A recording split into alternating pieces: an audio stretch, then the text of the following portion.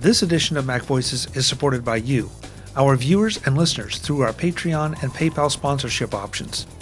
To learn more, visit macvoices.com/support. Welcome to MacVoices. This is the talk of the Apple community, and I'm Chuck Joyner. Folks, it seems like we've done a number of shows about being on lockdown, working from lockdown, tips and tricks and all. A little while ago, we talked to Glenn Fleishman about his then and still free book, Zoom Essentials, from Take Control Books. This time, Glenn is back to talk about not only Zoom Essentials, but also a full-blown Take Control book, Take Control of Zoom, where he's going to show you some things you probably haven't seen in regard to Zoom before. Glenn, welcome. It's great to have you. Thanks so much. Oh, it's great to be here, Chuck. I'm so happy to be able to talk about Zoom because I've spent a lot of time looking at Zoom, and so being able to share what I've learned is a great relief. It's a complicated piece of software or service. Well, it is. And in fact, as we were getting ready to go to do this interview, which we are doing on Zoom, by the way, we discovered that Zoom has moved a few things around even since you wrote the book. So but I see that. I mean, I know it's a real frustration for you, but that's a good thing because Zoom is continually listening to their users and improving, changing things, tweaking it a little bit, hopefully to make it a little more user-friendly and a little better for all of us. I think that's exactly it, is that it's not software that stands still, it's frustrating. As a writer, it's very frustrating because I just finished, putting tens of hours into this massive update, and the minute it came out, they're like, oh, we've changed this button and we also do this and we moved that, like, oh, so all the screen captures, not all of them, some of them are out of date, and some sections now make a little less sense. Like, it's not wrong, but you'll look for a button and it won't be in exactly the same spot, so I'll have to release a micro update at sometime soon. So, but also as a user, you don't want the button to be on the left side of the screen, then on the right, and then in 3 weeks it disappears, it's replaced with a menu. But I would say Zoom had a fairly much coarser interface a few months ago. When the pandemic erupted and suddenly they had their usage explode, they were still kind of, I don't know, like, it wasn't shoddy. I think they'd focused a lot on the video quality and having good video throughput. That was kind of their thing. Like, we can manage massive meetings with really good video quality, and maybe our user interface is kind of 1990s, but whatever, don't worry about that part. And now I think they have entirely shifted, but I think, you look at their revenue, they had these amazing jumps in income. So I think they're starting to spend some money on making a consistent, easy to use experience, listening to people.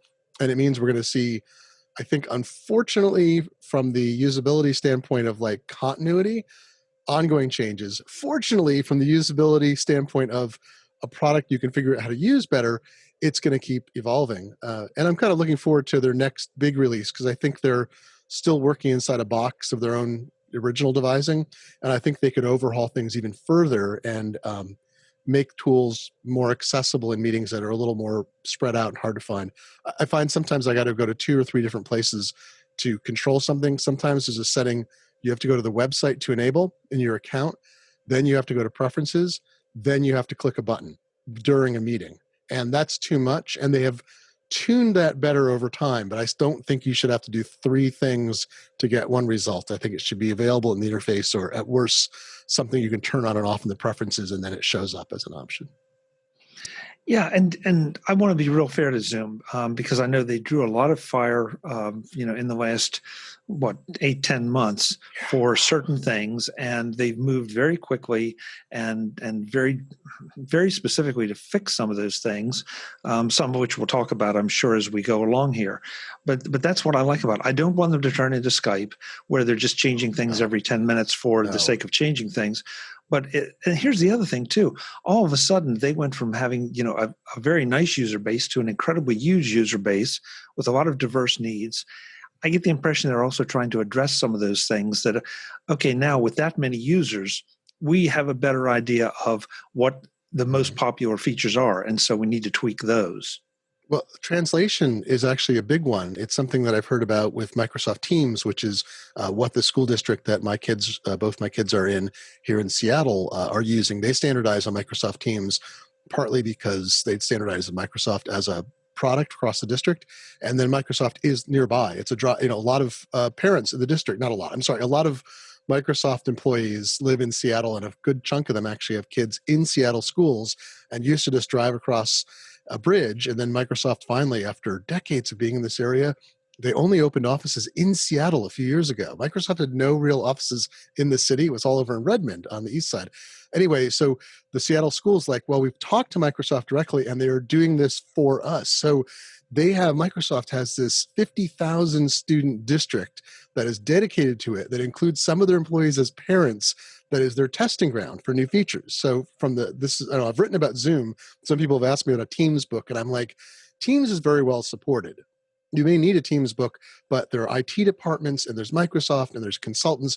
Zoom is still in this phase where it's not changing that fast. Teams is improving slowly, but as well. But one of the particular features that I heard about on the Teams side that I'm seeing Zoom address as well is translation, simultaneous translation and subtitles, especially in academic situations. But you're going to see these more in work too, where you need where they formerly might be using email or even online translation or have one-to-one help or something. They need live interpretation or translation or something. A woman who teaches translators emailed me months ago when the first edition of Zoom came out and said, do you cover this feature? And I said, no, it's very specialized. I don't know how to use it, so I don't cover it yet, and you need a higher tier paid plan to use it. And she explained this very particular set of things she's doing where she's hoping Zoom would add the features that would let her switch among multiple languages and watch her trainees the whole thing. Well, Zoom has added some of that now. And because I think of this academic focus is, we have, I think it's 50 to 80 languages, somewhere in that range in the Seattle school district alone, because of all of immigrants and first generation people and languages spoken at home. It's amazing, and so our primary languages might be English, Spanish, Chinese, Vietnamese, and so forth. But then there's Tagalog and all these other languages that are spoken relatively, not by 10 people, but by hundreds of people whose students are in school, or they maybe have learned English as a second language. So it's fascinating to see these issues come to the fore, where Zoom's like, oh my gosh, we don't have enough support for this, and this is our core audience needs it, and you see it roll out really fast. So I'm excited to see things like that as they really do kind of dig in and make this a product for the audience that has discovered it, right? I mean, Zoom was being used in education before the pandemic, but now, I think Teams and Zoom are the big winners there. I think the other products tend to be used more in business settings, the many other products that are out there. Yeah, I also attended. I've attended a couple Zoom webinars recently, and they've been showing, and they make it very clear it's in beta, but it also seems to be functioning very, very well. A transcription option. Oh yeah, integration. Yeah, where I'm talking and it types. Now, I know what's going to happen. People are going to say, well, I tried it and it didn't work for me. Well, the Zoom people are using headset mics. You and I are using two decent mics. So the machine can hear you really well. If you're using just your laptop mic or your desktop mic or your desktop computer mic, you're going to have some problems there. But that's one I would love to see them release. And I hope it happens soon. Yeah, it's available. I think Otter.ai can be integrated directly, and there's other features. I think Zoom has a beta thing, but there's also you have to be at a certain paid level of service, and you can just flip a button. My wife is taking a course right now that uses the Blue Jeans video conferencing system, and one of the reasons the organizers chose it has integrated live transcription, and it's kind of phenomenal. Tip to listeners, viewers. Skype added that, and I do all my calling via Skype. I have a cell phone, but my landline, quote unquote landline, is Skype. I have a call in and call out number, and I think I pay, $80 a year for unlimited inbound and outbound calls with a specific number. I gave up, it's VoIP, but it's always been pretty good. Anyway, Skype added transcription. So because I'm making all my regular calls and all my Skype calls through it, you just check a box there, and the transcription is it's astonishingly good. You can't copy and paste it. You can't save it. When the call is over, it's gone. But if you're hearing impaired or you're trying to know exactly what someone's saying and taking notes from it or whatever, it's a godsend. And I'm so happy to see these AI-backed transcription services become much more widely available. It's great, again, for academics, for meetings, for people with any kind of hearing impairment. It's an incredible addition. And just to have it built into what you're doing, I love it. Yeah, agreed. So let's talk about take control of Zoom Basics first. And I've had Yeah. the Take Control of Zoom came out a few months ago, and then we decided that the comment we got was that it was a 150-page book. Now it's almost 200 pages, the big book, and that's a lot to swallow for people who are just trying to get a casual introduction. So we thought, again, we're in the middle of a pandemic, or we're at some stage of the pandemic. Let's hope it's not the middle. Maybe we're closer past that. But people have a crying need for it, and so just like with Take Control of working from home temporarily, we thought, well, we've already got all the material. We're going to release a free book that's meant for beginning Zoom users who are just trying to master some of the basics of the features, and put that out there for people, because we've already researched it, already have everything done. So we're going to have this free book that's about 40 pages, and then if that's not enough for people, or they need more details, especially in presenting and screen sharing, which is where I added the most material in the paid book, then they've got a 200-page book that will detail everything they need. But I don't know, it just felt like I don't want to charge for a Zoom Essentials book now. I just want people to know how to use it, and then we'll go from there. So that book is really the essentials. I assume it's just getting you up and running with Zoom, telling you some of the basic things back and forth that you can do, and just is perfect for those people who still are a little bit intimidated by the online meeting thing, even though by now, hopefully, you've gotten over that, but you never know. Well, I think people are still being onboarded too. Is where we hit the fall, we kind of wanted to get it out, and we did just in the nick of time before the fall school season started around the U.S. because some people had been using different tools, or it was ad hoc, or they hadn't fully considered it. And then Zoom has changed a lot over the summer. So if you were using Zoom in May, it's kind of a different product in some ways in September. So we put this out partly as the back to school thing. So people who'd forgotten how to use it needed to reinstall it. And I've got a page or two on, here's how to install Zoom, get the apps, but also how to use it in a web browser. I keep finding people who don't realize that you can use Zoom entirely in a web browser. Chrome is the preferred one because it supports most of the features. But I think that's a great advantage if you don't want to install software on your computer. Some people don't want to do that. They don't necessarily trust third-party apps that aren't meet some standard. They don't want to install an app at all for it, so they don't have to. And I think it's also, that means any desktop you're on anywhere, all you need is the Zoom meeting information, that URL or the meeting ID and password, and it comes up in the browser. You don't have to have installed the software on a given machine to be part of a meeting. So that's handy. But the book is kind of, it's breezy in the sense of, I'm just like, here's what you do. Here's how you create an account, why it's useful, how to join a meet, or how to configure your surroundings, get yourself set up. Do you need to make changes to your camera? Here's how you join a meeting, the information you'll get when you're in a meeting. How do you participate? What options are available to you? A little bit on screen sharing, because I think a lot of people want to know how to use it. And that's kind of the whole book. And then if you want to host meetings or do things more in depth, then I've got this other book. But I think for most people, this will be all they need. I mean, I think literally for most people, this will be all they need. There's a subset who need my big book, but the Zoom Essentials is for people who are just normal meeting participants in academia or corporate or social, and they're just using it like a fancy FaceTime, let's say, with a little bit extra, as opposed to needing like a sophisticated blah blah video conferencing solution. It's like, no, this is just a basic tool, and they need the basic help to get up and running. This edition of MacVoices is supported by you, our viewers and listeners, through our Patreon and PayPal sponsorship options. To learn more, visit MacVoices.com/support. If you get value from MacVoices, please consider becoming a patron at patreon.com/MacVoices. You get access to the MacVoices Thinking Posts, exclusive Patreon-only video chats, as well as having your name in the credits of each MacVoices show for the months you support. Having you as a MacVoices patron helps us pay the bills and keep building and improving MacVoices. Or if one-time support is more your speed, use our PayPal option. You too will get your name in the show notes of every MacVoices episode for the month you contribute. Or you can support the show by writing a review in iTunes or buying through our affiliate links. Neither of these costs you anything, but they help MacVoices a great deal. Again, MacVoices.com/support. Thanks to everyone who contributes to keep MacVoices firing on all cylinders. So then let's use that as a segue to the, what would you call it, the big book. I know. I don't know. It's like, well, we should have called it take very control of Zoom. Yeah. Take more control of Zoom. So obviously you're going to cover pretty much all that you did in the Essentials book, but you're going to take us a lot farther in and let us know what else we can do with Zoom that is sort of out of the ordinary, out of the basic video conference mode.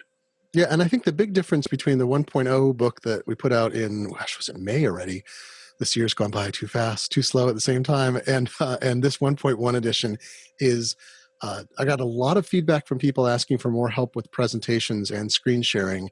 And so screen sharing is sort of this subset because you can share all kinds of stuff inside Zoom, including the screen of an iPhone or camera from an iPhone, or images or movies, as well as presentations, and then how to present better. And I've taught a workshop. I've done some presentations over the summer. I have been attending some workshops and events and talking to people who are doing it regularly. And I got a bunch of input about how you can do more complicated things. And so I have this whole section that's like, okay, you got one screen. How do you set up Zoom for one screen when you're presenting? How do you set it up with two screens? What if you're trying to do multiple physical things, which I'll show in a moment too, because I'm hooked up for that right now. So what if you're trying to make I'm showing different things in a physical space I'm in, and I want to use multiple devices. Or what if I'm trying to I want to have a gallery view on screen and see everybody in a meeting, but I also want to control my slides, and I don't need to look at my slides. I want to look at the people. Like, how do you set that up? Because Zoom is not really designed for that purpose. So I have this whole section with some illustrations of like, all right, here's your computer, here's where the people are, here's where there's a strip of people, the whole thing. And I broke it all out because I found myself in all these various situations and hearing from people trying to present in these situations. And I wanted to give guidance that was very specific. And literally, like, the difference between presenting on a single monitor or on a dual monitor computer is really big in Zoom. You have a vastly different set of options. This other part is I didn't include very much in the first edition about slide presentation software, PowerPoint and Keynote, right? The two big ones for Windows and for Windows Mac users.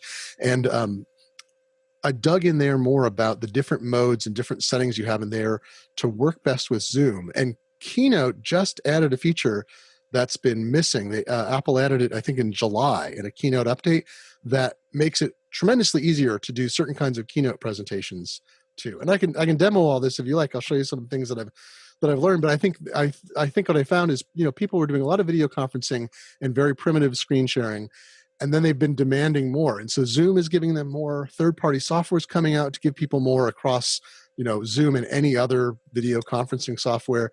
And then you're seeing even like Apple stepping up. Oh, we needed to add. There's a missing presentation mode that PowerPoint has had for a long time. We better add that in because people need this thing for these environments. Well, yeah, there's nothing, it's one thing to talk about things, it's a whole other one to show them. So by all means, demo away. Where are we going? Show you. So I'm going to do this funny thing. I'm going to share the screen. This will all show up in the video, right? If I, ostensibly. So here, I'm going to share a Keynote presentation. And so right here, you're seeing, obviously, this is my deck. So it's not a presentation version. But there's a new option. I put it in the toolbar, play in window. So normally, in Keynote, you do play, and it's a full screen mode or a kind of full screen mode, and you're dealing with the limitations of that because full screen on Windows and Mac don't interact with Zoom fantastically. It's kind of a little bit of a hack, and so you can get yourself in a situation, excuse me, where you're locked into full screen, and when you exit to do something in Zoom or another app, your presentation exits.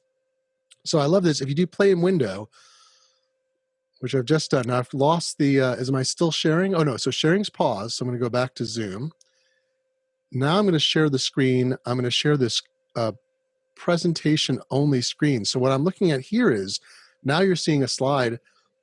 It's a full presentation, but it's not full screen mode. It's in a window that I can drag around, and that is being shared. So I can now go through, I can do builds in Zoom. So I can do this without being in, I don't know if this strikes you. It strikes me so much because I've always been wrestling with Keynote, that Keynote sort of takes over everything. In this way, I've got a floating window. I can actually show this. It's going to be useful. Let me show my whole screen for a second here. We'll get feedback. You'll see Paul. You'll see Chuck inside Chuck. But so this is a floating window, right? It's amazing. I know it seems like not a big deal, and that is the presentation. That's the presentation. So when I go through it, I'm looking at that. I don't have any of the presenter tools, and it's just a single screen. But now, if I'm in a single screen user, I have the ability now to have the presentation not take over what I'm doing, have access to all my other apps, and can go into Zoom for certain features like looking at chat or having the chat window show up.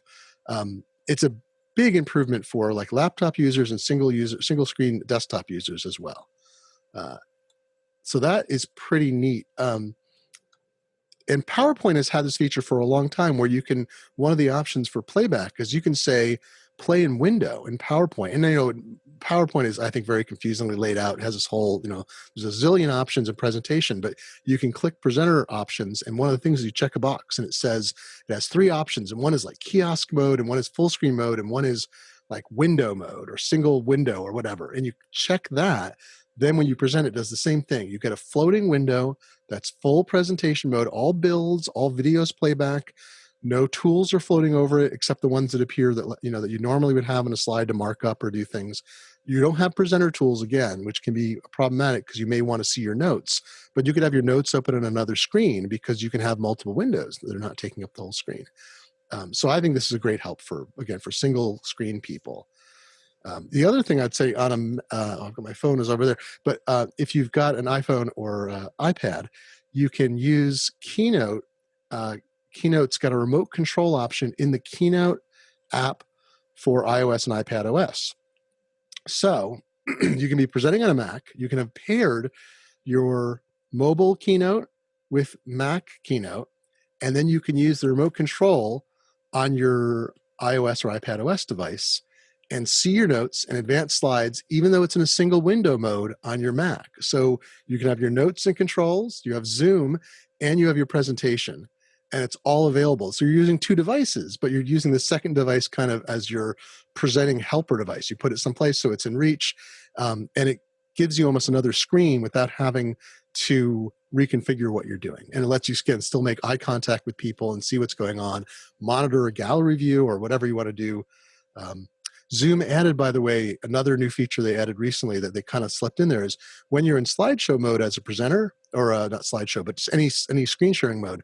It used to be that Zoom would show a strip of people off to the side, but it was only the recent speakers, right? They added a gallery view mode now for that strip. So if you're the presenter, you can actually have a float over window, click gallery, and see a large number of people and resize a floating window on top of your presentation and what you're sharing. It doesn't get shared, but you can still see people and do some visual interaction, which I think is also great. It's a nice improvement with Zoom for, again, enhancing interaction with people that you're talking to.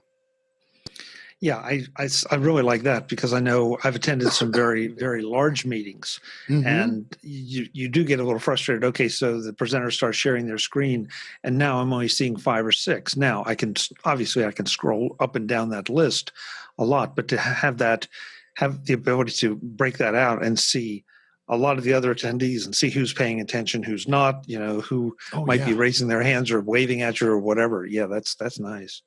Another thing that's useful too, it's something I added to this edition of the book, is I didn't deal enough with, there's a co-host mode, and there's another term, I'm forgetting what they call it. There's 2 different kinds of co-host mode. So if you have a paid account, won't work with free accounts, but if you have as little as the basic $15 a month paid account, you can appoint people as co-hosts. And you can also, I can't remember the term now that I'm saying that. There's a way to give people access before a meeting. They can also start the meeting for you, and then they become a co-host in the meeting. A co-host in Zoom has most of the superpowers that a host has. So you could make a presenter. So if you're hosting a meeting and you're bringing a presenter in, you can give them co-hosting power. And then even though you've turned off all the other features for members of a meeting for security or safety or to avoid crosstalk or whatever, your co-host can access everything they need. Or if you're doing a presentation with a large group, you might want multiple co-hosts who are looking at chat, maybe are muting people if they're talking and they won't mute their mic.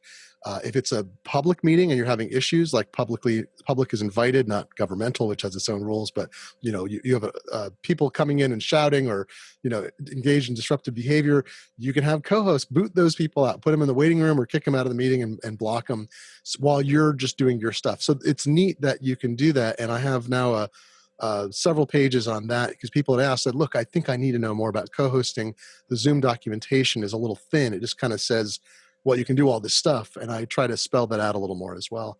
But again, great. Even if it's, you could have 20 people at a meeting and one person could be your co-host and helping you, or you could be the co-host, the host and helping someone else. It doesn't have to be 1,000-person meeting to be, to smooth over those things, have things be less disruptive and not have the person talking necessarily have to focus on also managing the meeting. Splitting that up, I think, is great, even in relatively informal or small circumstances.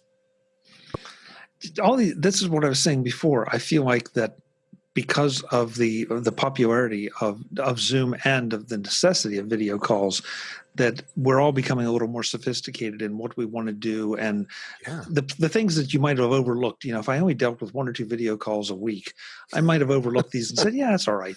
But when you're starting to do 3, 4, 5, 6, 7 a day, then it's like, boy, this is a real pain. I wish somebody would fix this. And Zoom is.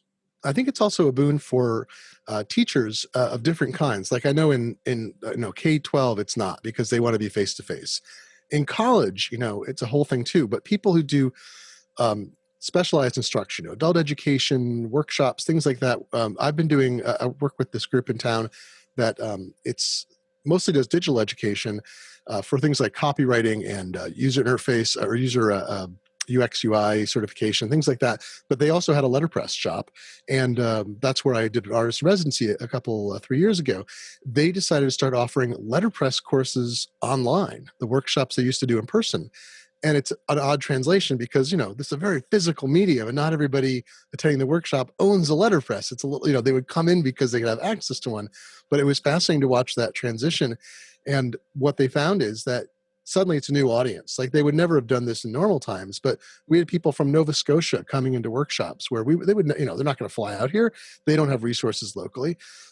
So I'm loving the fact that this is actually, for all the drawbacks and all the problems, where also people are finding new audiences. And so it's, some people are going to shift to doing, I think, even when we can congregate in person more, they may still wind up doing a fair amount more video stuff because it's more accessible.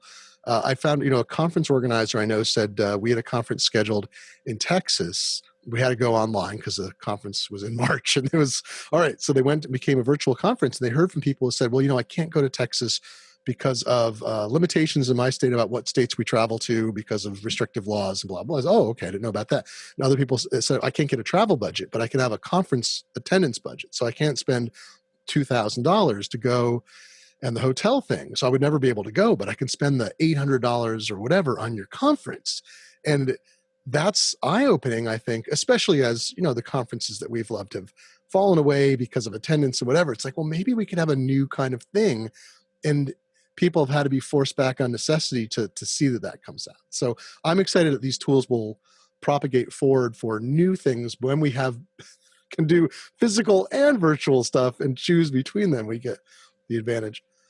No, Chuck, I know. I'm sorry. Yeah, I'm sorry. Go ahead. No, I agree with you completely. I mean, obviously, I'm kind of bummed out by some of the conferences I haven't gotten to go to this year, but I'm excited by seeing some different organizations and entities try different things, and bring them forth a little bit. Some are live, some are pre-recorded and played at a specific time. Apple's WWDC keynote this year, for example. But, at the same time, it was very effective. And I know for that one specifically, I've heard a lot of developers say, hey, this is better than the real thing. The keynote itself, not the getting together and, all those things and the random interactions. Yeah. But for the delivery of the information, I feel like we're going through a bit of a sea change here. Yeah, it's going to be, obviously years till things are, whatever normal we get back to, it's going to be years before we get there. So understanding and learning from all these hybrid modes is great. Next time on Mac Voices, Glenn Fleishman will be back to talk more about his 2 new books, Take Control of Zoom 1.0 and Zoom Essentials.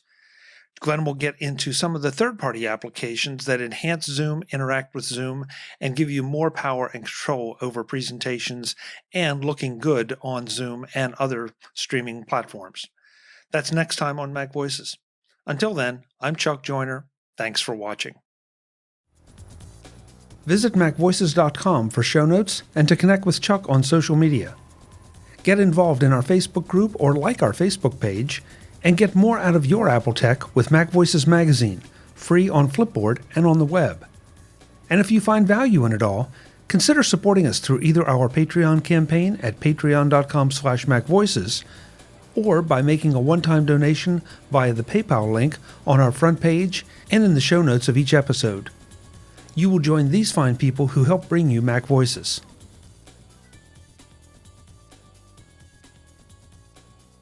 Advertising handled by Backbeat Media at backbeatmedia.com.